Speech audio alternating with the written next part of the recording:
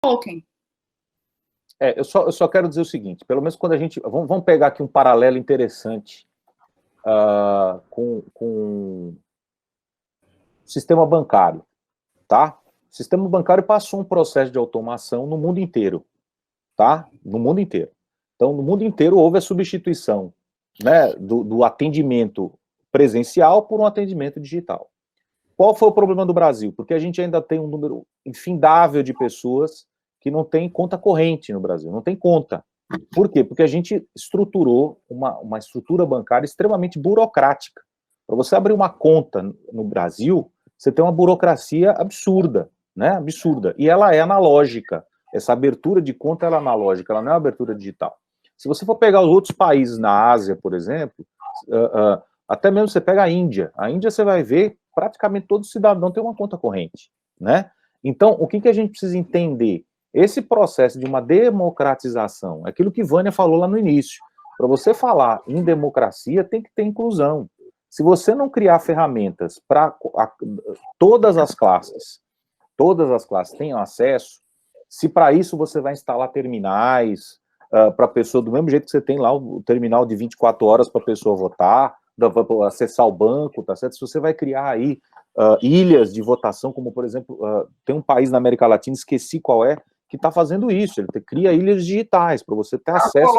Colômbia, né, Vânia? Então, assim, você tem que pensar nesses mecanismos para você facilitar. Agora, o que você não vai evitar a influência dos bots, se você não vai evitar a influência dessa manipulação, se você não tiver um trabalho sério de criação de uma identidade do cidadão.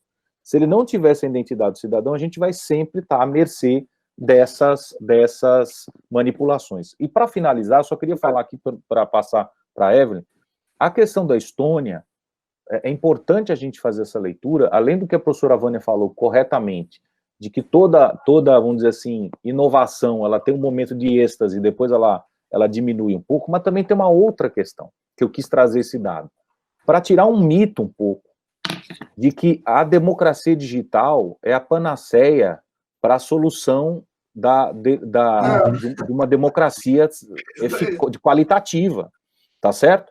O problema do engajamento político, o problema da vontade de participar politicamente da sociedade, ele é muito mais complexo do que uma mera utilização do smartphone ou do computador para votar.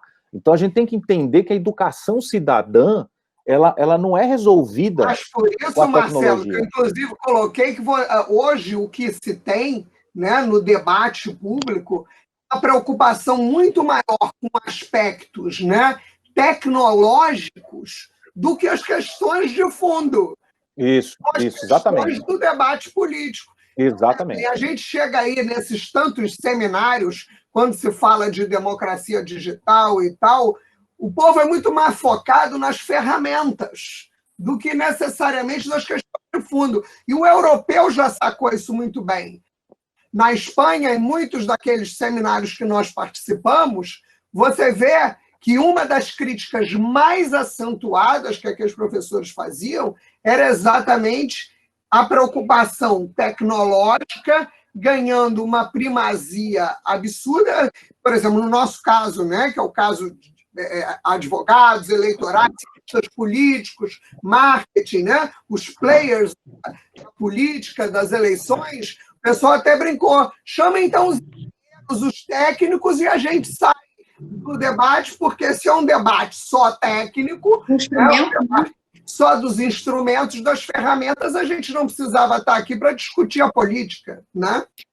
É o que recai também no debate sobre as fake news. E é o que a gente daqui a pouco vai ver sobre deepfake, né? Que ainda é, inclusive, mais difícil.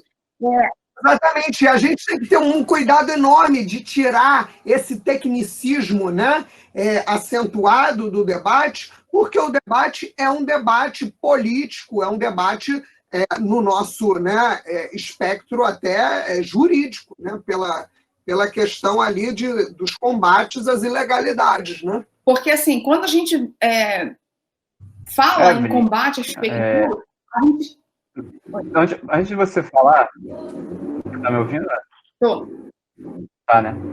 Antes de você falar, eu queria só fazer um comentário, e aí até para você rebater, para você, né, dar continuidade ao que você estava falando. O que eu fico pensando exatamente é o ponto da panaceia que o Marcelo disse, e, evidentemente, eu acho que nenhum sistema é 100% satisfatório. A grande real é essa. E aí tem um ponto que eu enxergo, né, com essa questão da desinformação, das fake news, eu que coloquei a questão de fakes, eu coloquei também a questão de bots. Eu acho que isso sempre vai estar presente de alguma maneira quando a gente está falando de tecnologia, do uso dela de maneira maléfica. Então, eu acredito, partindo até de aplicações que eu enxergo de outras pessoas que eu conheço, outros atores que eu conheço na justiça eleitoral, e não estou falando aqui de desembargadores, juízes, servidores, estou falando mesmo de outros atores que estão no ecossistema, é que hoje é possível a gente averiguar se são bots ou não.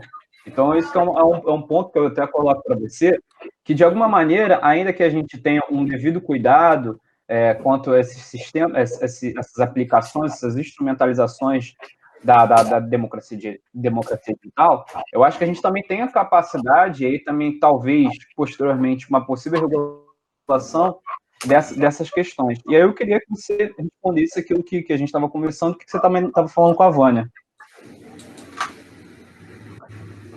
Então, a gente está passando pelo processo legislativo do debate da Lei de Liberdade, Responsabilidade e Transparência na Internet, que está conhecida como Lei das Fake News.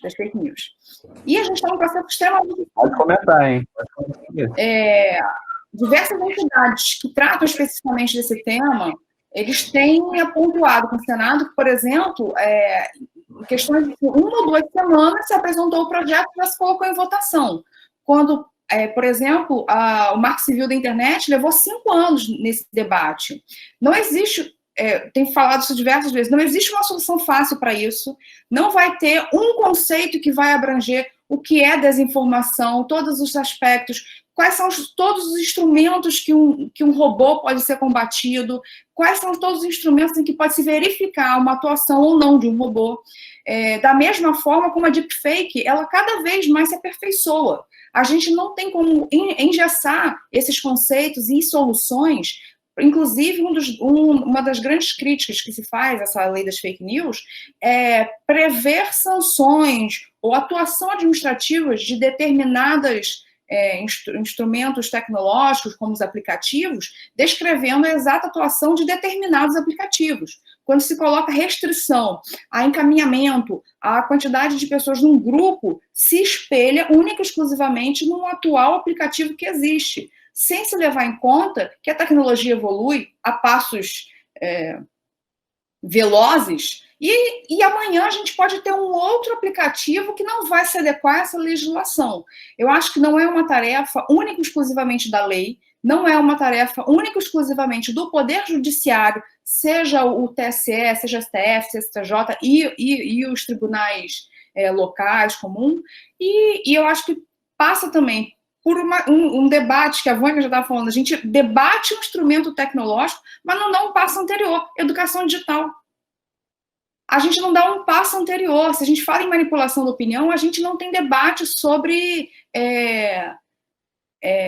um debate político, a gente não tinha costume, até a recente polarização que eu acredito que tenha surgido, tenha estourado mais desde 2013, das manifestações de 2013, a gente tem vivido cada vez mais uma polarização que anteriormente a isso, ninguém se lembrava de ter tanta discussão em grupo de família, porque não se debatia política em família, se debatia futebol e religião. Ninguém conversava sobre política, a gente não expunha as nossas opiniões políticas, a gente sequer refletia que determinadas opiniões eram opiniões políticas. Então, eu acho que a gente cada vez mais dá passos para frente, buscando soluções, sem dar um passo para trás para ver qual foi a origem do problema.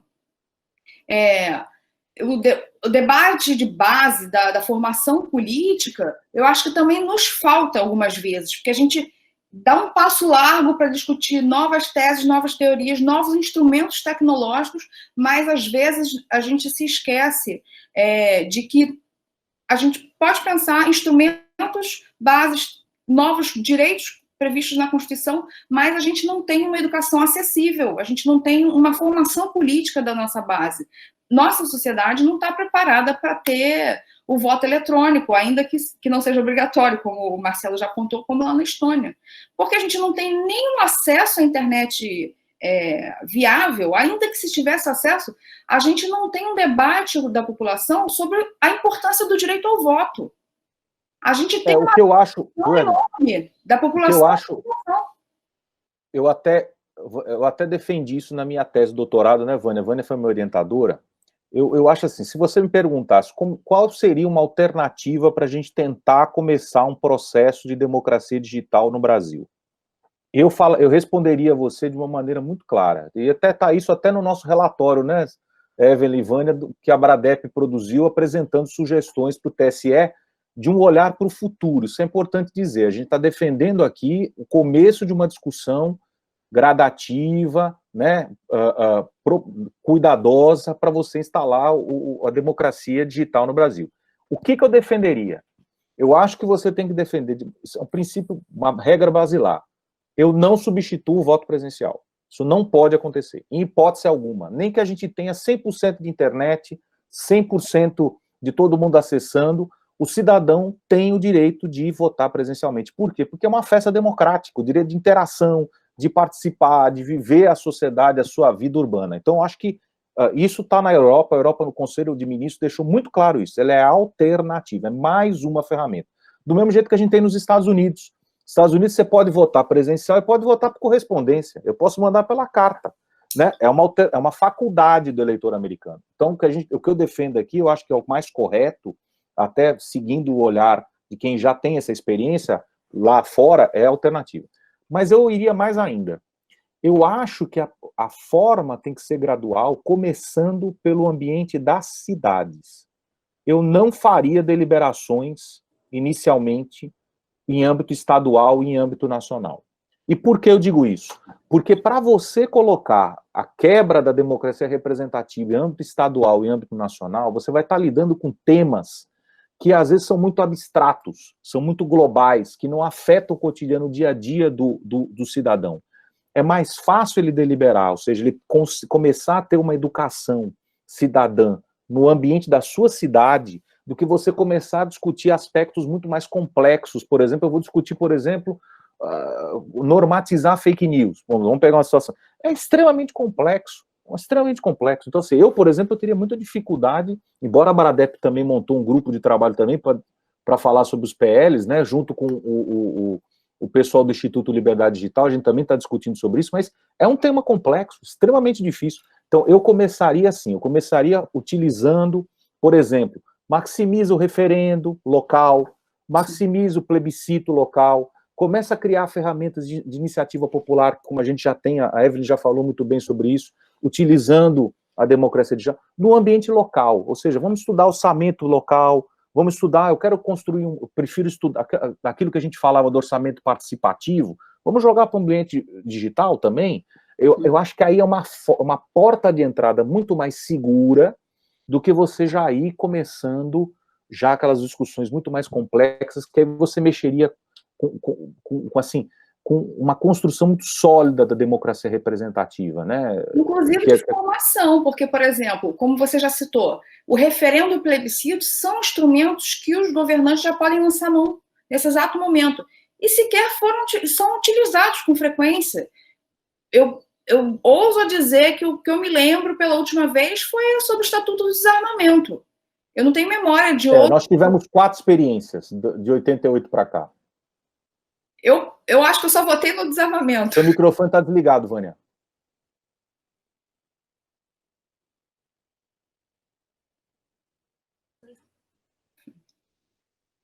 O José, que caçou minha palavra e desliga meu microfone.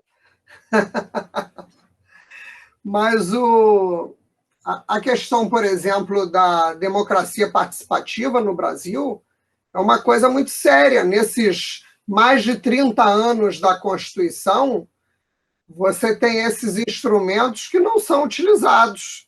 Né? Quando é que foram utilizados? Você tem, para começo de conversa, quantas emendas nós temos hoje, neste momento? Né? Já passamos de 100. Passamos de 100. Vamos lá.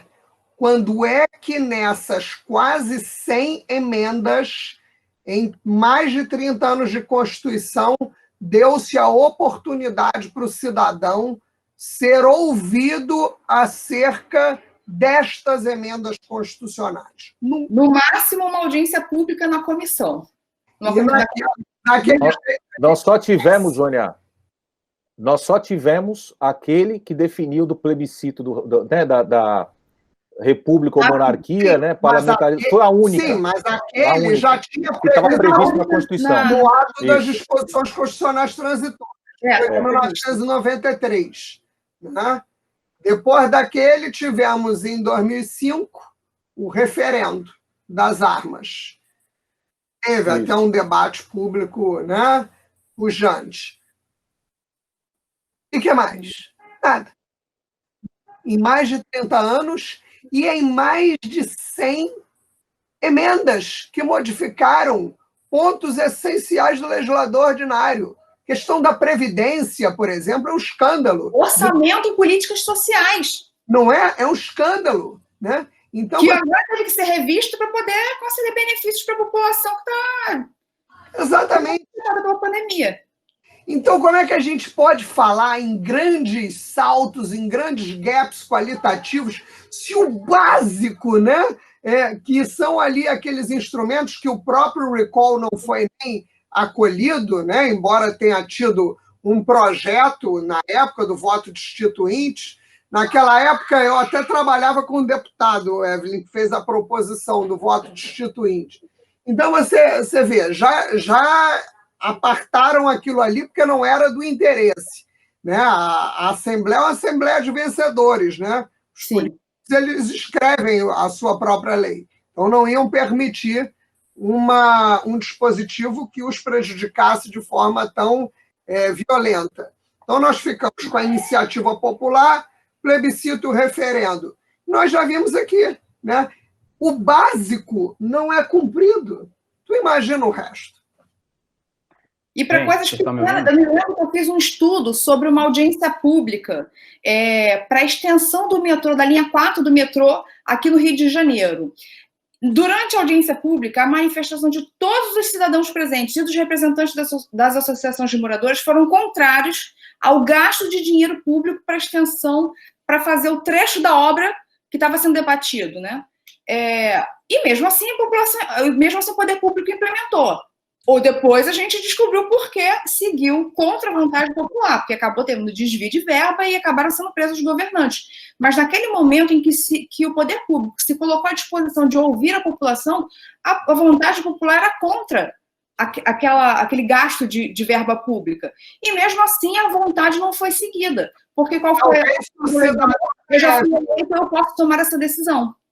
Talvez, né, Evelyn, se o cidadão naquela oportunidade tivesse sido ouvido, não teria tido essa sangria de dinheiro depois, né? Nem os governantes estariam presos, né? Talvez por outros motivos. Talvez não. Não pelo metrô ali. Não pela linha do metrô.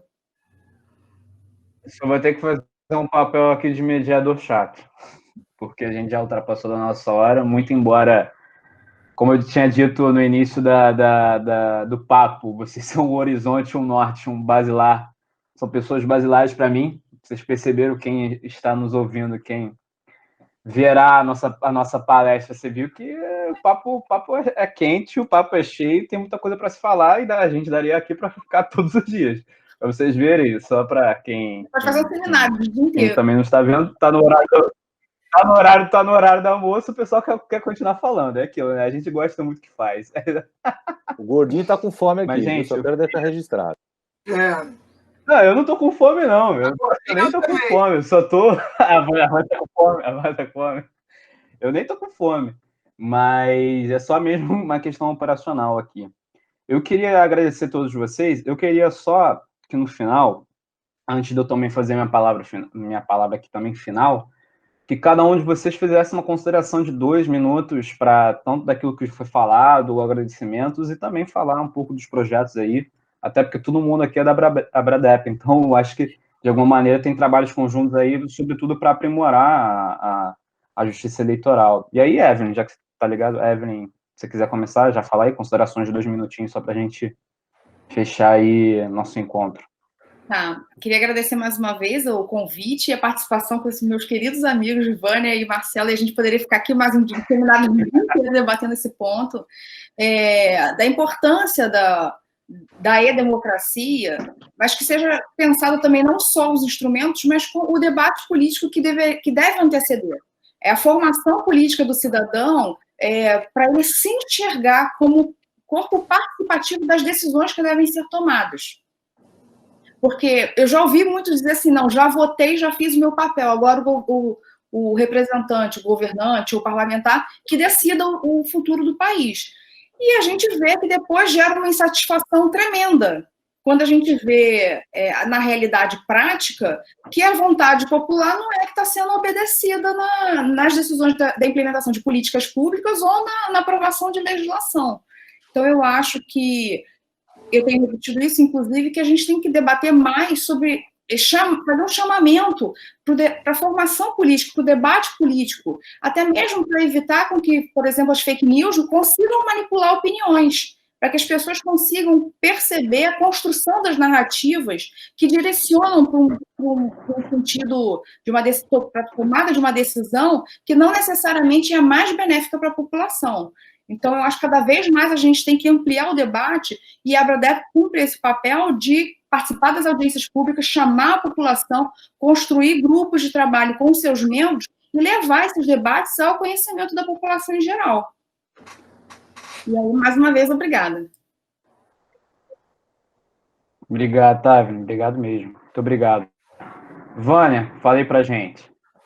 Queria agradecer muito, José, a oportunidade, né, que você está nos dando aí desse debate tão elevado, né, agradecer ao Tribunal Eleitoral, né, pelo projeto, agradecer ao laboratório da Universidade Federal Fluminense, sempre pioneira, né, em projetos muito vanguardísticos, e, sobretudo, ao teu esforço, sempre um entusiasta dessas questões, né, que estudam, né, a interseção entre a democracia e a tecnologia. E deixar aqui consignado a minha preocupação primeira, com 2 pontos cardeais. Em primeiro lugar, a educação, porque sem ela não chegamos a lugar nenhum.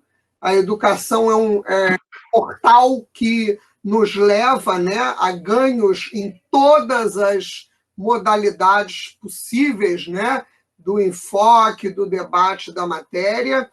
E, mais uma vez, falar da minha preocupação com o exclusivismo da preocupação no debate da problemática tecnológica, né? Porque eu penso que hoje se dá uma primazia muito grande a aspectos técnicos do que, de fato, as questões de fundo, né? Como colocou a Evelyn, né? Que é a questão constitucional, as questões políticas, as questões do debate político, e, notadamente, né, nesse cotejo, a problemática da inclusão do cidadão sob todos os aspectos.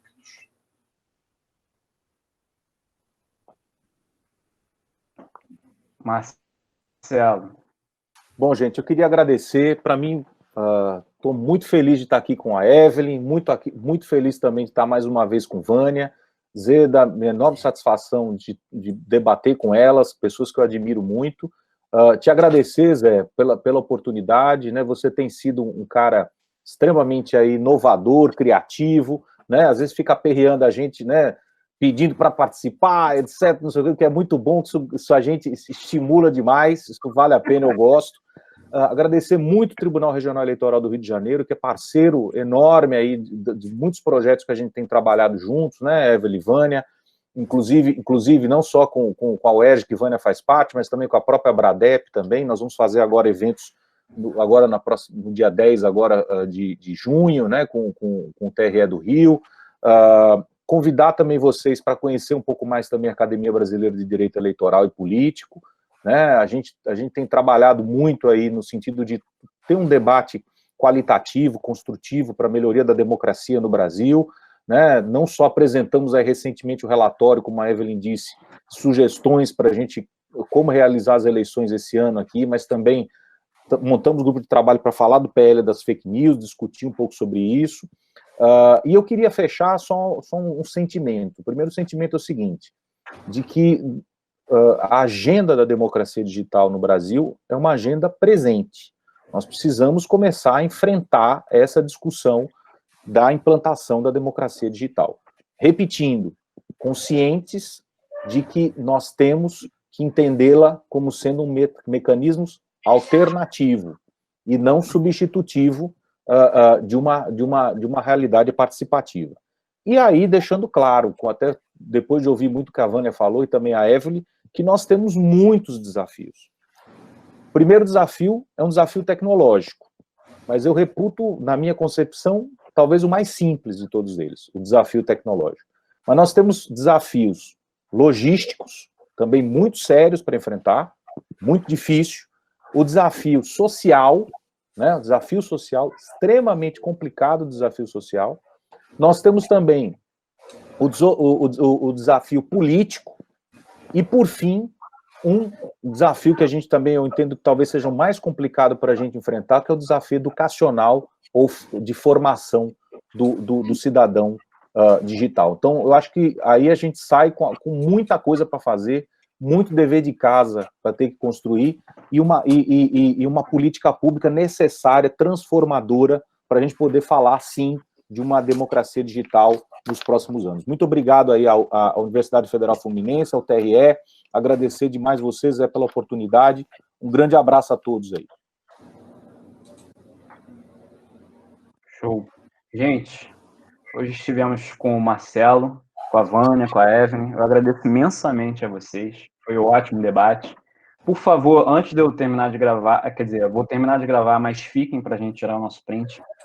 E, novamente, pessoal, hoje a gente conversou na palestra sobre novas tecnologias para onde vai a democracia, através de uma pergunta. Retomo novamente a discussão em que essa palestra aqui se deve em razão de um termo de cooperação científica junto com o Tribunal Regional Eleitoral, que tem como objetivo examinar e auxiliar academicamente, sugerir projetos de leis e também aprimorar normativas futuras de resoluções, também fazer maiores estudos e aprimoramentos em conjunto com os servidores. E eu agradeço, como todos aqui agradeceram, o Tribunal Regional Eleitoral, o pessoal da escola, sobretudo, e vamos para a nossa quarta discussão, que a quarta discussão acho que a gente vai falar sobre a Lei Geral de Proteção de Dados, na nossa palestra. Pessoal, eu agradeço muito a vocês, foi ótimo, acho que foi uma discussão enriquecedora e estamos juntos. Qualquer coisa, é só falarem comigo. Vou agora fechar aqui a nossa gravação, gente. Obrigado.